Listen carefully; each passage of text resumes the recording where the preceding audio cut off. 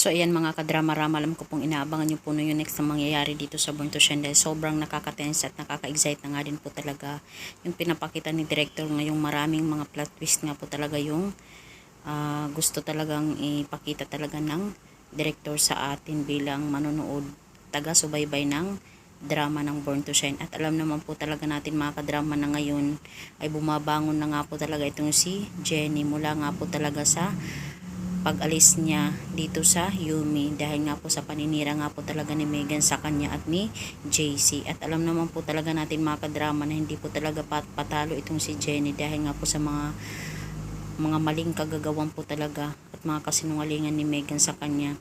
At posible din talaga sabihin ni Jenny, ano Megan, anong ipagmamalaki mo ngayon? Akala mo mapapatumba mo ako? Diba? At doon ka nagkakamali. Dahil alam naman po natin mga kadrama na ngayon ang ating bida ay palaban na nga po, no? At dahil nga po talaga sa pagkuha ni Miss Vanna sa kanya, dahil sa malaki po talaga yung tiwala ni Miss Vanna sa kanya, nasisikat po talaga siya, ay talagang magsashine nga po talaga itong si Jenny.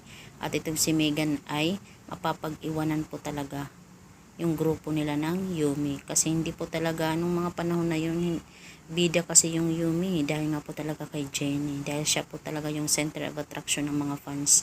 At dahil lang po talaga sa paninira ni Megan ay nasira po talaga si Jenny. Pero hindi po talaga yun yung end ng pagbagsak talaga ni Jenny.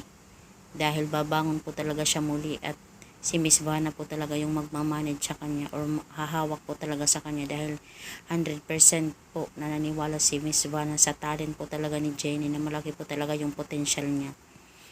At itong si Megan dahil yung kaya lang naman talaga niya gawin dito kay Jenny ay sapawan, siraan, diba?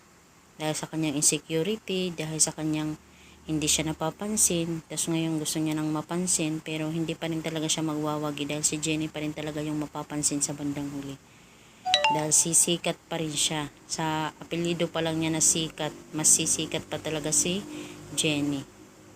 Kaya mga kadrama, abangan na lang po natin yung next na mangyayari dito sa Born to Shine dahil sobrang nakaka-tense at nakaka-excite na rin po talaga dahil maraming pumapasok ng mga artista dito sa loob ng drama na to sa Born to Shine.